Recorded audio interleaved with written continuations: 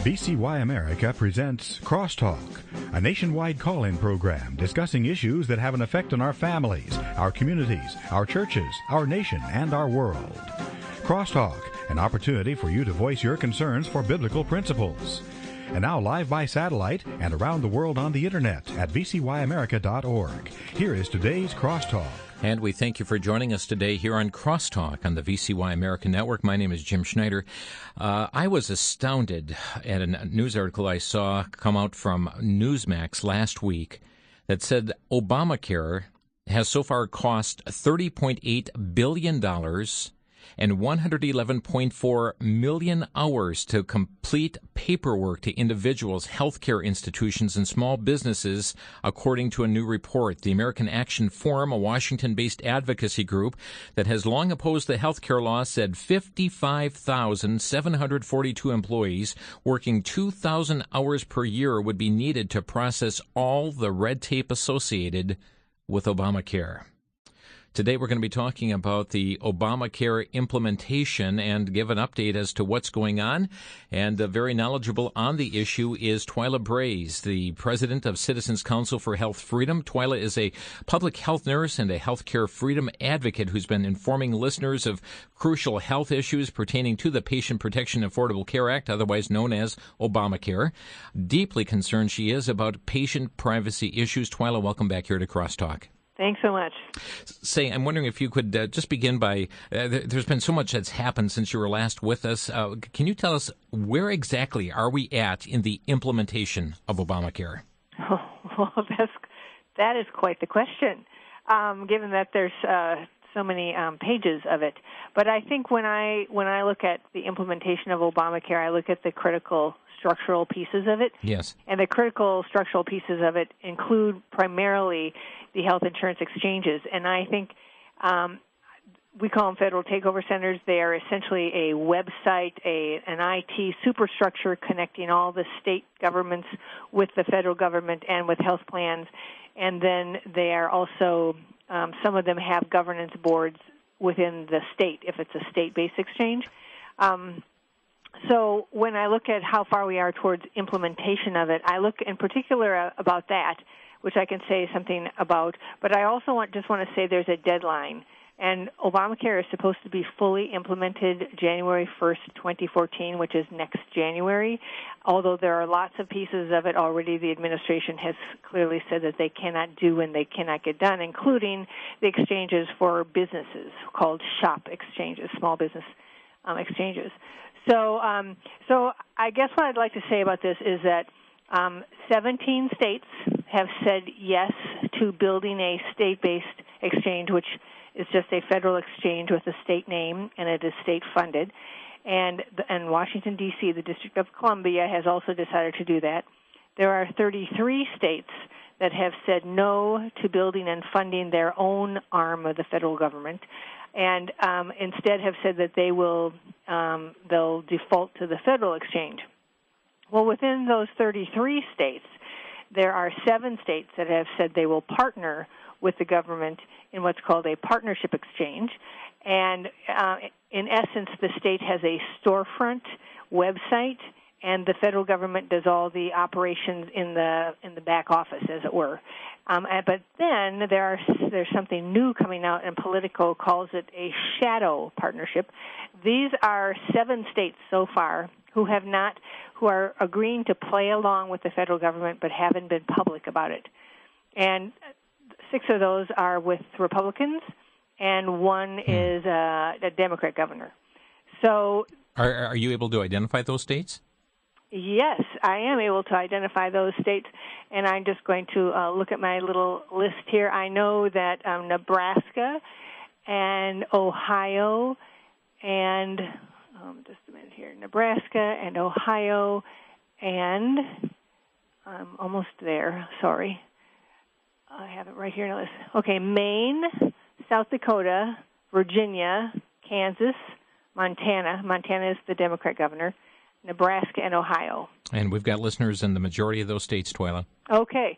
So they have essentially have talked with HHS at the federal government, and they want to be part of figuring out which kind of health plans are on the exchange. And I consider that playing along.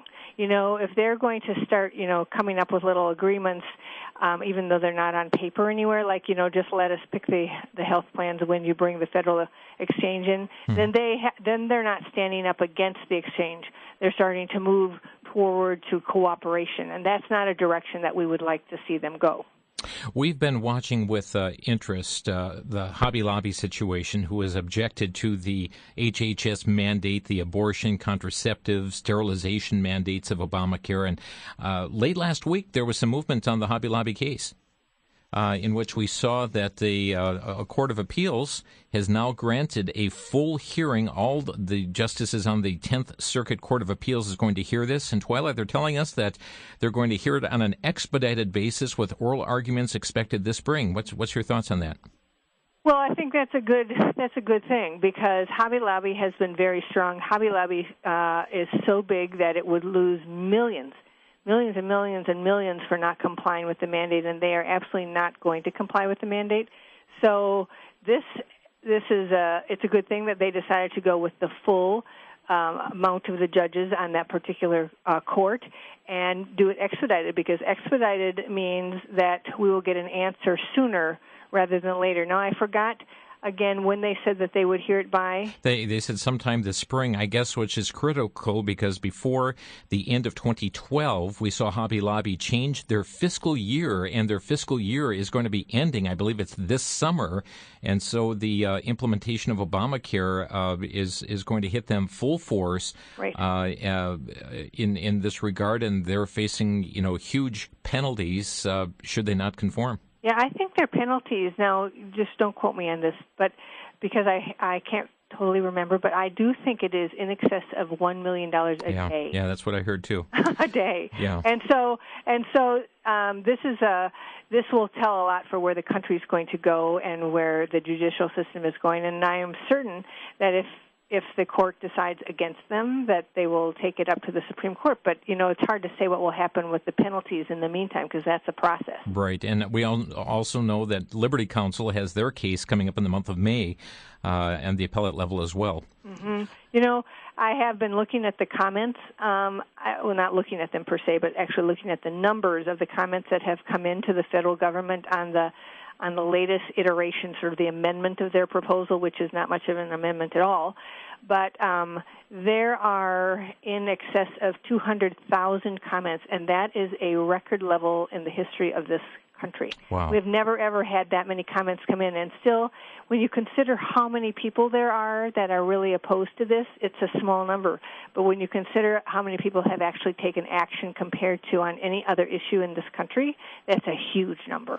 And also, you spoke of the judiciary. We saw also recently, mid-March, it was, I think, about the 17th or 18th of March, that an Obama-appointed judge struck down Missouri's law targeting the HHS mandate, and so no doubt that's going to go through the appeals process as well. Right. We have a lot to lose and a lot to gain on where this all goes, and if, let's just say, all the courts decide against this right to the bitter end, it won't be over. It won't be over just like not Planned Parenthood.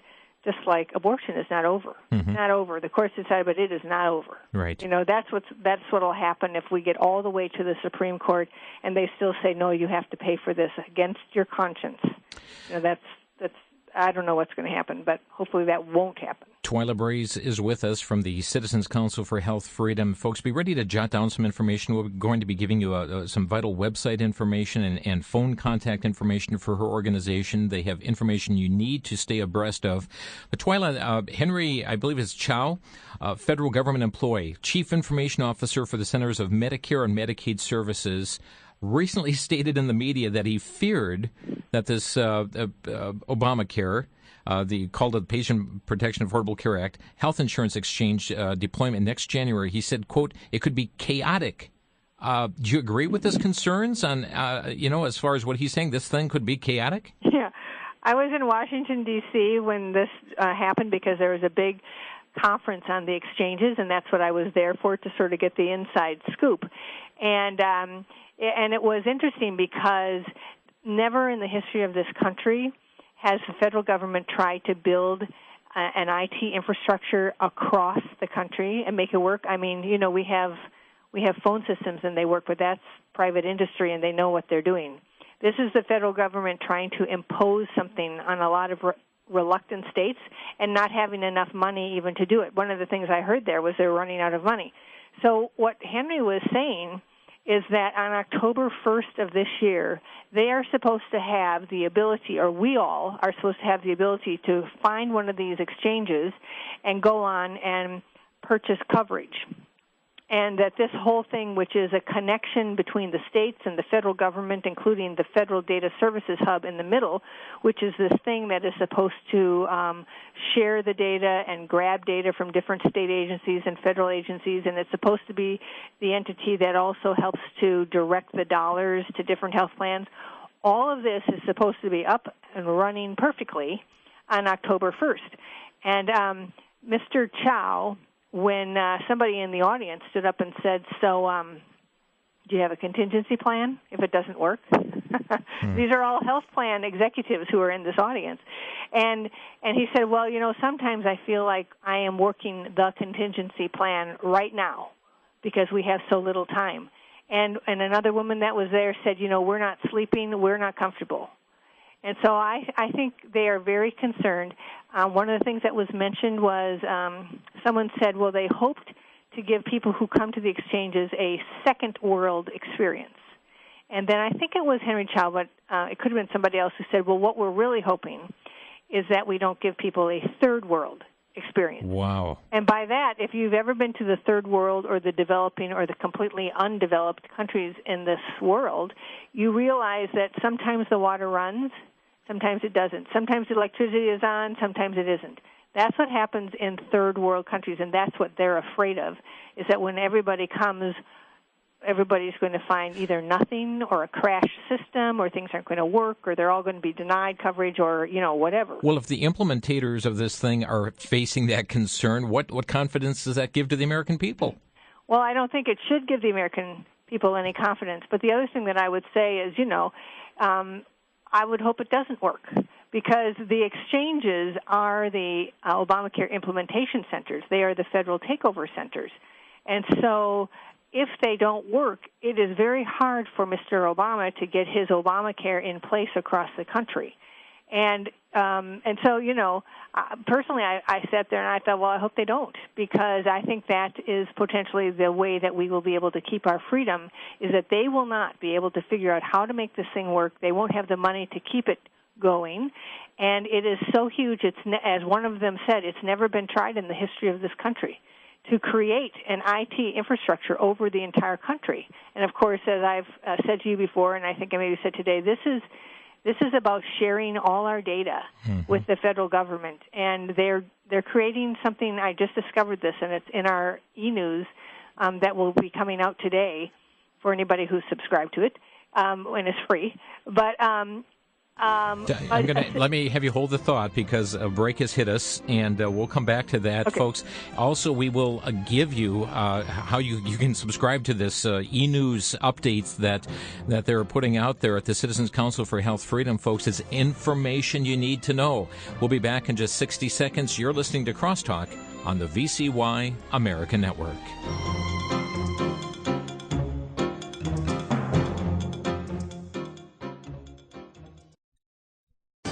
Back to Genesis with Dr. John Morris, creation author and president with the Institute for Creation Research.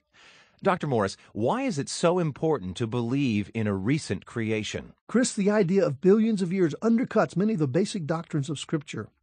Not only is recent creation taught clearly, but the idea of billions of years of slow and gradual evolution, of mutation and extinction, of carnivorous activity, of bloodshed, long before Adam seems contrary to what the Bible is saying. If evolution is true and death of lower forms produced man, then there have been hundreds of millions of years of death and extinction before Adam, and certainly before Adam sinned. But if death was here before Adam sinned, then death could not be the penalty for sin. Then we wonder, what good did the death of Jesus Christ accomplish? You see that death before sin yanks the rug right out from underneath the cross of Jesus Christ. How much better to go back to Genesis and get our thinking straight from the start. For more information, visit our website at icr.org.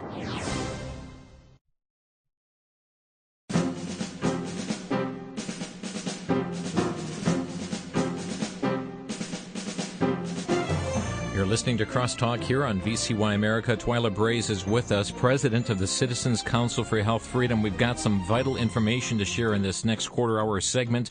But Twila, you started telling us about your e-news that you send out. What is this e-news thing, and how can our listeners be a part of it? Sure. It's an email newsletter. It comes out every Wednesday afternoon, and I provide commentary, but also news to know, some of the things you may not have heard in the news, some very interesting quotes and statistics that you can sort of take with you whenever you're talking about this issue to someone, and just some links to articles that I think people should know about. So you can go on our website, cchfreedom.org, cchfreedom.org, and right at the very top there's a link to subscribe to the e-news, and it's as simple as that. Just, What's the cost? Nothing. Zero. Absolutely free. It's absolutely free. Information, folks. When you put on your TV sets tonight to catch what's happening in world news on any of the major networks, you're not going to be hearing the information that Twila is bringing forth from the Citizens Council for Health Freedom. You can be more informed than what the networks want the American people to be simply by subscribing to it. A free email that comes out every Wednesday, cchfreedom.org. For those who aren't hooked to email, how can they stay informed on these things? Sure, they can give us a call. We can send them out some information. We have a quarterly publication, too, and they can call us at 651-646-8935. 651-646-8935. So we're talking about some of these things going on, and just as that break was hitting us, you were telling us about what is going out in your e-news today. Tell us about it. Yeah, so in my commentary, I call it the battle against Obamacare just got easier. And the reason that I say that is because I just discovered a federal rule, to build what's called a new federal system of records. And it makes it so clear when you look at this 4-page rule. It makes it so clear how federal this system is. All that you've heard about, we'll have state-based exchanges and then the states can keep control. Oh, no, not at all, because the federal government is creating a new system of records, in other words, a new database, to have information on individuals, to have information on the health plans, to have information on all the brokers, to have information on all the employers. And it lists all of this in here. And it lists 7 different ways that they can disclose information. It lists all the information that they're going to keep. It talks about how people who are in the exchanges have to regularly come back and update their information, because when the federal government does it and finds out there's some inconsistency for all the data sources that they have with what you have reported, they can just cut you off of your insurance. It talks about all the different federal agencies where they're going to go looking for the data. It talks about the storage of all this data. I mean, it just shows how this is the federal government, because everyone is going to have to check in with the federal government. It doesn't matter that you have a, quote, state exchange. The state exchange has to use the federal application form, which is 21 pages long, and all that data, plus all the data from the state agencies, plus all the data from the federal agencies, are all going to go together into one system of records. This is going to be the greatest collection, and I don't mean great in a good way. So the largest, most comprehensive collection of information on people, which is one of the reasons why I say that nobody should use the exchange. Everybody should avoid the exchange. One way to kill the exchange is to not use it. And so when people realize that this data is going to be collected at the federal level on all things exchange-related, and all things about them personally, their employment, their tax status, their income, their wage, their health data, their citizenship data, where they live, what they do, how many children they have, who's their family. All of this is going to be in this new system of records, which just got finalized March 6th. Big Brother has just gotten bigger. Right. We understand that there was recently some 300,000 records, including Social Security numbers, that were breached. Right. You know, the federal government just, I mean, when you create systems that have lots and lots and lots of people in them, what you realize is you create a really large target. And the numbers that were compromised at the Department of Health, at the Centers for Medicare and Medicaid Services, so like the Medicare administration, that was Social Security numbers and information about individuals. And, these are large targets for anybody who's a hacker, anybody who wants to do medical ID theft, anybody who's a spy. You create a large data system, which, of course, is what this new federal system of records will be, the largest data system ever. But you create that kind of a data system, and everybody who wants data and has the technological skills to go after it, they will come and try. Folks, this is amazing information what's going on, and it's going on every day, 24/7, behind the scenes as Obamacare is being implemented and being prepared. Twila, you said something kind of curious here a moment ago. You indicated that you were encouraging people to stay out of the exchanges. What options do they have? I mean, if they don't have employer-based insurance, is the only option an exchange? I mean, what do they do? Well, I think there are some other options.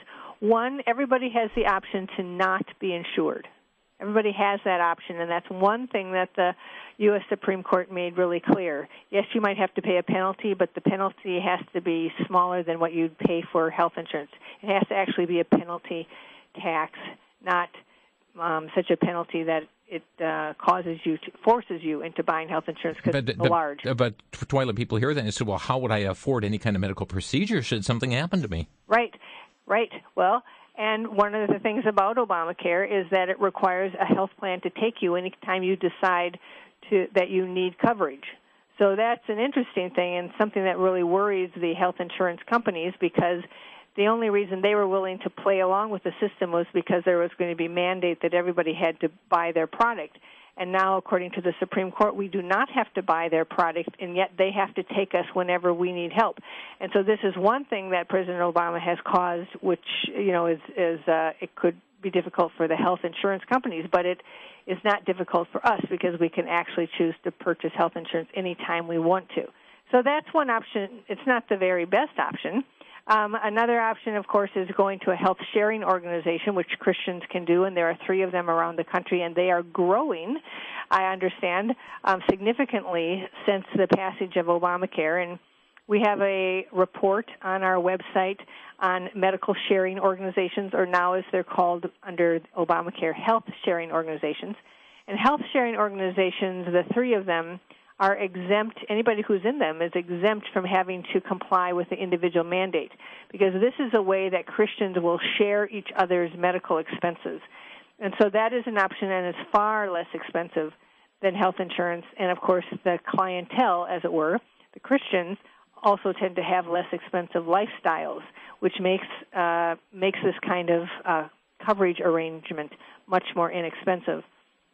Another option is there are going to be health plans outside of the exchange, and everyone should try their very best who wants to be insured to get one of those. But not everybody is going to be able to find one, and then they have a decision to make. And I guess what I'm trying to say is with the exchanges are the implementation centers, and if there are no exchanges, there's no Obamacare. And so our focus has been to try and get people to understand how very important it is not to let an exchange come into your state, and not to allow your legislature or your governor, if you don't have an exchange, not to allow them to open up the state agency databases to the federal government to run the federal exchange. The other thing about not having an exchange is there are no mandates on employers, no penalties on employers for not offering health insurance if there's no exchange in the state, and there are fewer penalties on individuals for choosing not to go uninsured. More people will be under the exemption of it's called the hardship exemption, and there are certain categories of income that are considered affordable and others that are considered unaffordable. And if it's considered unaffordable for you because it's so high, then you will be exempt from the mandate. And if there's no exchange to give you federal subsidies, there are so many more people that will be exempt from the mandate. They won't have to purchase insurance, and they won't have to pay the penalty. So, the Obamacare is moving forward. They are running out of money. They are hoping to get the states to play along. We are trying to tell the people why they should not play along, why they should resist at every turn from keeping these exchanges in play. We really want them to implode, because if there's no exchanges, there's no Obamacare. It may mean that it's difficult for some people for a while, but I think at the end of the day, the most difficult thing for our whole country will be if we have national health care imposed and the federal government controls what we can and cannot have for insurance and for medical care, because that's where this is all headed. Folks, we're talking with Twila Braze today from Citizens Council for Health Freedom. I've got a couple more important issues, and Twila, one of those is last week, Health and Human Services Secretary Kathleen Sebelius told reporters, quote, some people purchasing new insurance policies for themselves this fall could see premiums rise because of requirements in the health care law. Another story came out from Newsmax talking about millions to be priced out of Obamacare. And, when we heard Kathleen Sebelius say this, it triggered my mind. We were told that our premiums would decrease. Our premiums would not increase. Right. There's just so many things that could be said about this. This is the first admission by the federal government that prices are going to go up. And for a long time, President Obama said in his first term, the cost of family premiums was going to decrease by $2,500. Well, some say it's already increased by $3,000 during his first term, and now we're into his second term, and Obamacare premiums are about to hit. So some of the numbers that you'll see that are in the news are anywhere from about 30% of an increase to, for young men, 190% increase. That's triple the cost. And one of the things that the people running the exchanges or hoping to run the exchanges are worried about, they are worried about the healthy people not purchasing health insurance. Well, if you are a healthy young man and your premiums go up, 3 times, you are going to really think twice, because every year you're going to have to pay that price, and you're never even using it. You might not even get a physical. You might never see the inside of a doctor's office for years, and yet you will be paying triple the cost for premiums. So I think they're all worried because of the sticker shock that is coming. When I was at that conference in Washington, D.C., and one of the questions that the head of the exchanges was asked from the audience was, so when are we going to see the premium prices?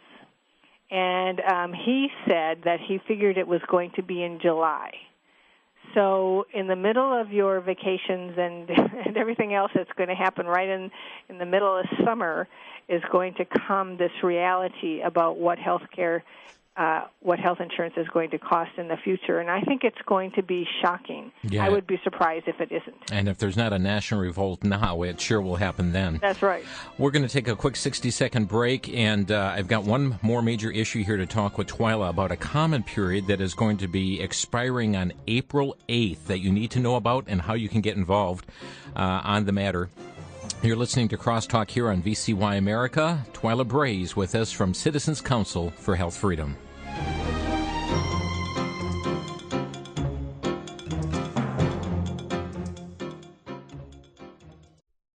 When it comes to the topic of music, often we are quick to provide a defense of the style of music that pleases us, without ever considering what God has said in His Word.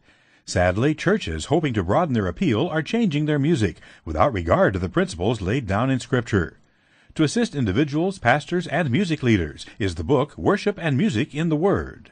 In this book, Dr. Dean Kurtz provides a comprehensive study of worship and music from Genesis to Revelation that guides the reader on this important issue. Over 350 pages of study, combined with practical, heartfelt applications from a pastor's heart, are offered, but always with an eye to the final authority, the inspired Word of God. VCY America is making available Worship and Music in the Word. 1 copy for a donation of $20, or 3 copies for a donation of $50. To obtain your copies, call 1-800-729-9829. That's toll free, 1-800-729-9829.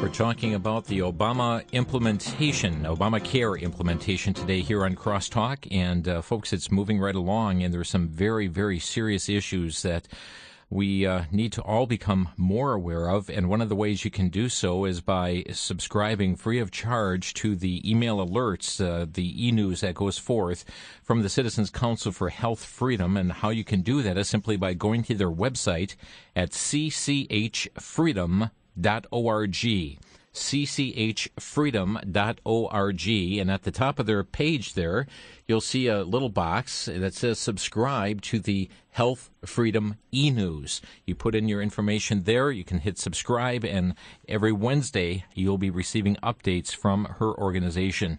You may also call them at area code 651-646-8935.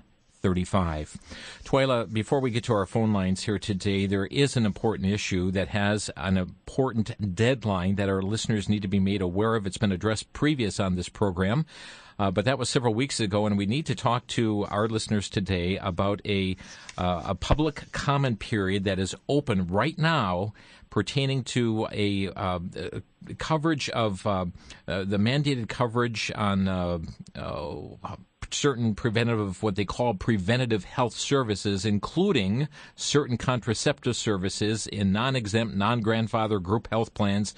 Tell us what this thing is about.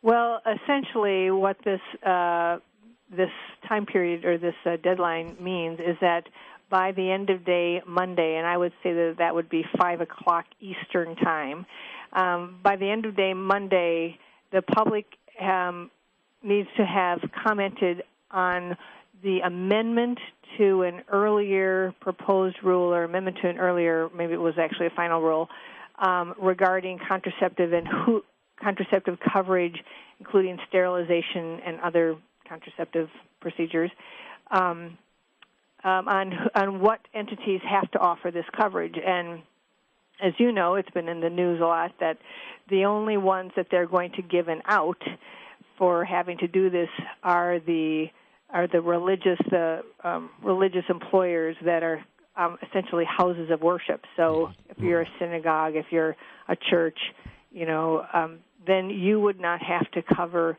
contraceptive coverage, but everyone else would, and that would include Catholic universities, nonprofit organizations, any faith-based organizations. Everyone else would have to cover it, even though it was a violation of their conscience. And again, what the exemption that they're providing provides no protection to Christian for-profit business owners as well, such as the Hobby Lobbies or those who operate, Christian business owners who operate any type of business across the nation. Right. Anyone who owns a business, anyone who has an employee who has a conscience or who is opposed to abortion or contraception is not protected. The only ones who would be protected are churches and synagogues and other houses of worship. Everybody else would have to offer contraception to their employees. Folks, you can have your comments heard. The deadline is April 8th. The only way you can do these at this point is to do them online. They need them by this Monday. You can go to this website, hhs.gov. hhs.gov. That stands for Health and Human Services.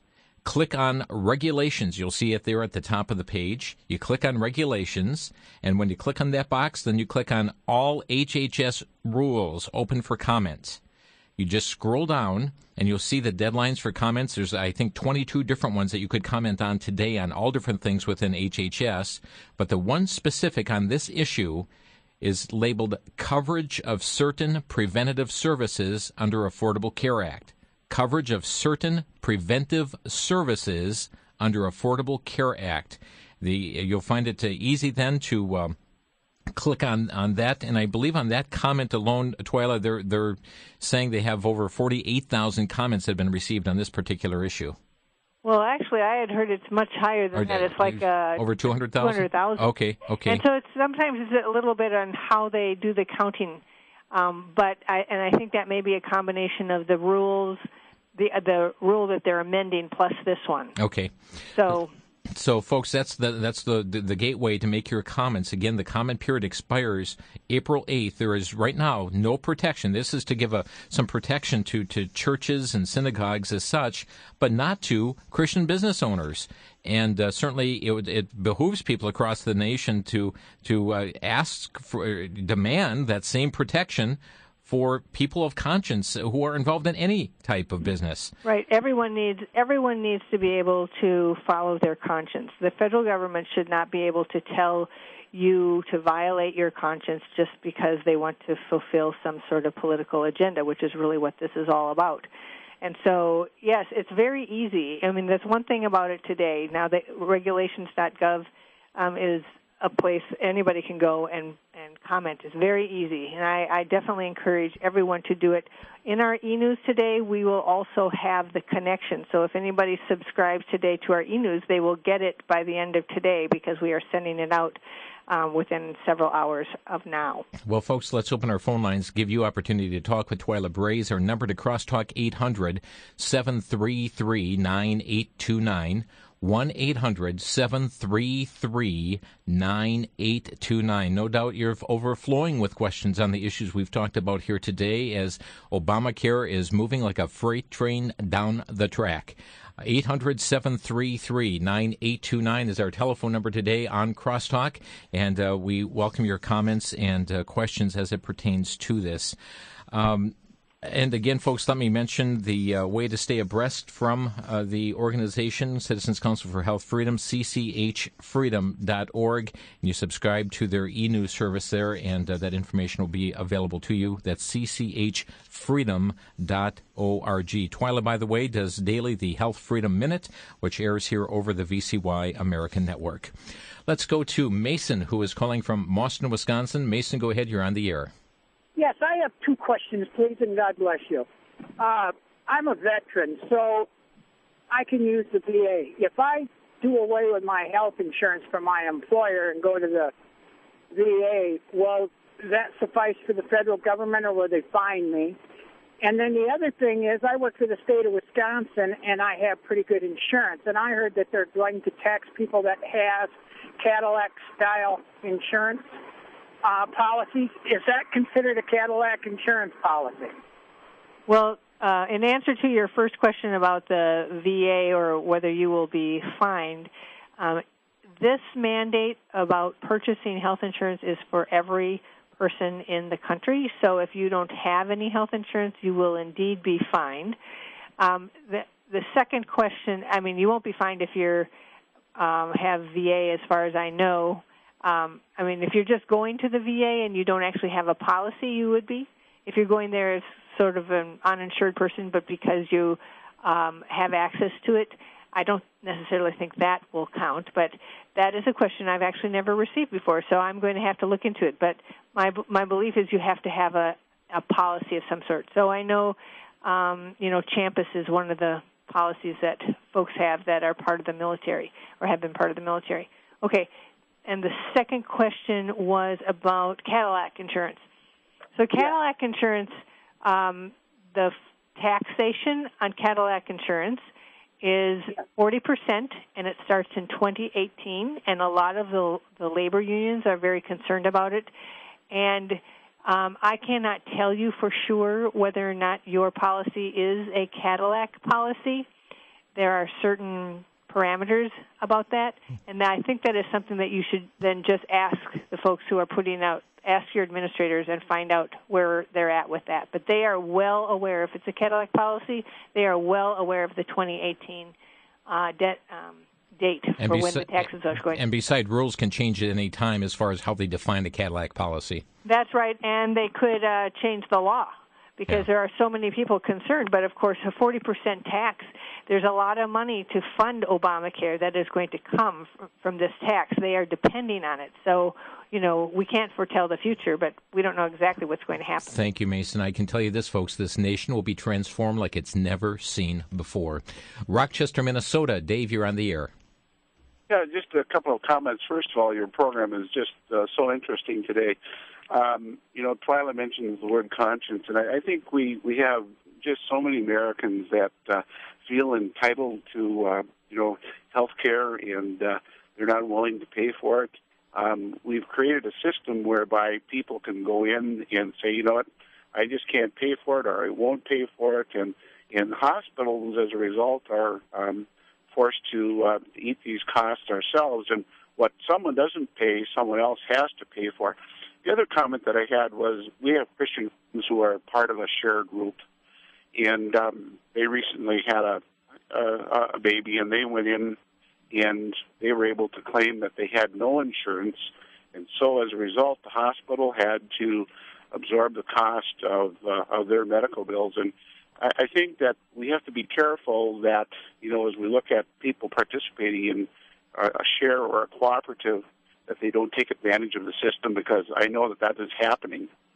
That's an interesting comment about the sharing groups, but here, I guess, is what I would point out. I would point out there are charges, prices, and costs.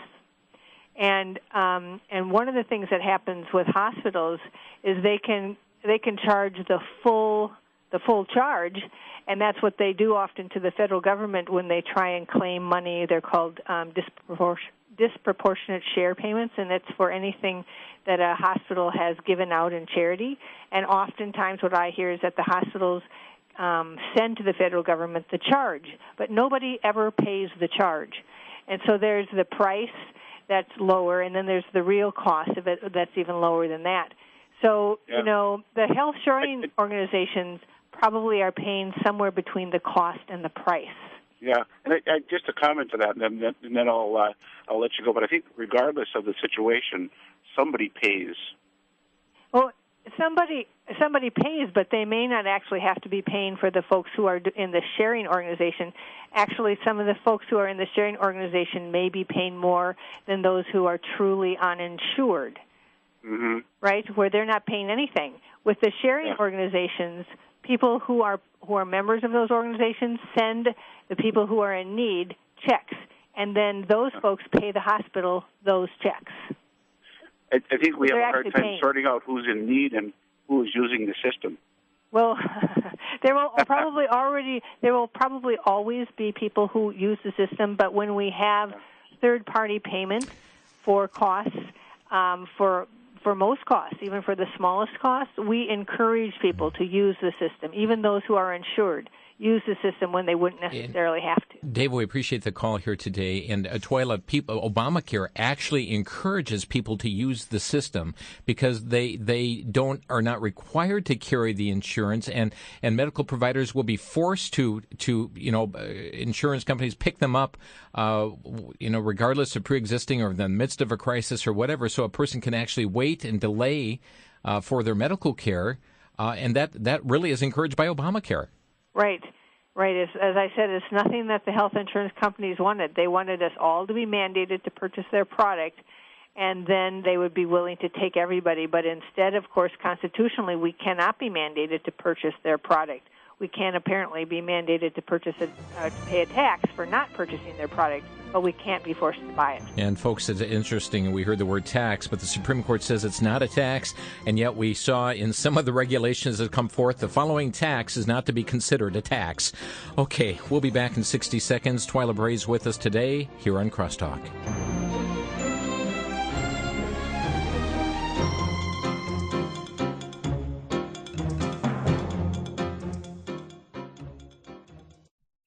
For the Worldview Weekend Minute, I'm Brandon House. Our website's worldviewweekend.com. We're continuing on our series on money and a biblical worldview. 20 points for having a biblical worldview when it comes to money. Number 5, the love of money is the root of all evil. Money isn't the root of all evil. It's the love of money.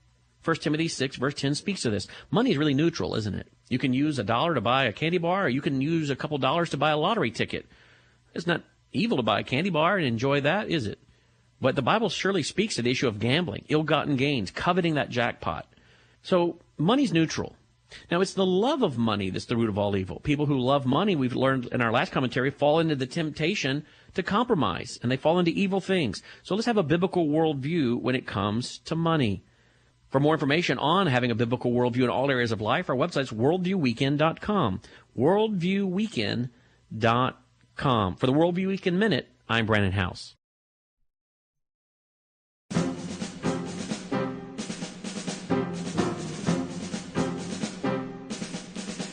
Our clock is moving rapidly. We'll pick up some more phone calls here momentarily, but folks, I can tell we're not going to be able to cover everything that needs to be covered, but you can stay informed through the e-news service here of the Citizens Council for Health Freedom. And Twila, again, give us that website where our listeners can sign up for it. Go to cchfreedom.org, cchfreedom.org, and right at the very top, there's a little link you click for the e-news. Okay, let's go back to the phone lines to the state of Oregon. And Dan, you're on the air. Hi. First of all, just thank you for your program. And I'm so grateful that this woman that you have on there today is so well versed in what's going on, because we definitely need to know more and more about what's going on. So thank you for that. Your call screener asked me to mention this first. I have 2 quick points, and one of them is that, since Obama's reelection, we've heard that it's going to be implemented, and the thing that I keep hearing is about the Catholic Church, and this and that, and what it means to the Catholic Church. I'm not a Catholic, and I don't have Catholic values. There are other churches that have large institutions, hospitals and whatnot. And so I just want to say that because I've heard enough about the Catholic Church. There's Christian churches, there's Seventh-day Adventist, hospitals and whatnot too. So the Catholic Church doesn't represent my views. Yeah, there's Baptist, Lutheran, etc. Mm-hmm. Go ahead, Dan. Yes, sir. The second one is that we can glorify our God by obeying Him. He has given us instruction in Genesis of the diet that would keep us all extremely healthy, and also glorifying Him in doing so. We don't need Obamacare. We have care from our Lord and our Savior and our Holy Spirit. And if we follow that instruction, we'll be just fine. Well, Dan, I appreciate your thoughts in that regard. Certainly we do see that in the New Testament where a tower did fall down, and sometimes that happens on both the just and the unjust. We did see the Apostle Paul, who had a thorn in the flesh as well. And so there are medical issues that come about, and I even think of Luke, who was a medical doctor in Scripture as well. But thank you for your thoughts there. Lydia in Indiana, you're on the air. Yes, sir. I heard that the statement the young lady said about people that don't want to buy insurance, that when they got sick, it'd be mandatory for the insurance companies to sell them a policy. Mm-hmm. Well, Obama, they said, and I'm quoting, that Obama wants that to happen because he wants to take over socialized medicine because the insurance companies will go broke with these people that don't have policies to begin with. Well, it is entirely possible if, we cannot know exactly what is in the minds of the folks who put Obamacare together, and of course lots of the folks who supported it had never read it and are finding out things along with the rest of us, things that they even disagree with, things that they are willing to repeal, like the medical device tax, for instance. There are just things that we don't know. But what I can say to you is that the insurance companies really, under Obamacare, are not insurance companies anymore because they have been forced by the government to sell a certain product, and they have to be federally qualified according to the federal government, and they have to take people who have pre-existing conditions, which means they're not insurance companies anymore. Because insurance companies are companies who offer you a policy for something that has not yet happened, that you are trying to insure yourself against the financial catastrophe that this could be. And so actually what Obamacare has done is to move away from insurance and to move just towards third-party payment of health care expenditures. And I believe that we in this country are so big it would be hard for us to have a national health care system without government contractors. And my belief is that the health plans are moving toward the government contractor phase, where they're no longer private and they're no longer private companies, they're no longer private insurers, they are simply contractors for a government plan. And that, I think, is perhaps where they want to go. But in the meantime, they can't drop us all from our health insurance companies because they just, politically, they couldn't do that. Lydia, thanks so much for the time or your call here. We're almost at a time to Port Huron, Michigan. Harry, you're on the air. Yeah, thank you very much, Jim. Twila, you didn't mention one option, and I want when you were talking about people's options, what do you think of HSAs, health savings accounts, in this? HSAs are a great idea. I do wish that the health savings accounts didn't have to be tied to a major medical policy, but that was part of how they got into law. And I think we are not all certain what's going to happen with them under Obamacare. And so I hesitate to say exactly what it means because nobody, even the experts who deal with HSAs all the time, are quite certain how the Secretary of Health and Human Services are going to treat them, and she really has the power to make that decision. And policies are being drafted, I should say, daily. I mean, right. What is it, 7 feet high, the regulations so far? Right. Yeah, well, I think we had that in our e-news last week. It's really an incredible picture coming out of Mitch McConnell's office. Yes, it's 7 feet, and just today we got another 61 pages on a new proposed exchange rule that just came out today. And so, almost every day, there's a new rule coming from one of the departments, whether it's the IRS or HHS or CMS or whomever, coming out with a new rule or an amendment of an old rule. Let's squeeze in one last call from Ron in Wisconsin. You're on the air. Yeah, thank you for this program. I've got a question for your guest. I'm on Social Security, and I've got a Medicare Complete Advantage plan. Would I be required to buy the Obama health care plan? Well, probably not. Medicare Advantage is under assault by the administration. In other words, they are trying all sorts of things, including taking money away from it to decrease the number of people who can have a Medicare Advantage plan.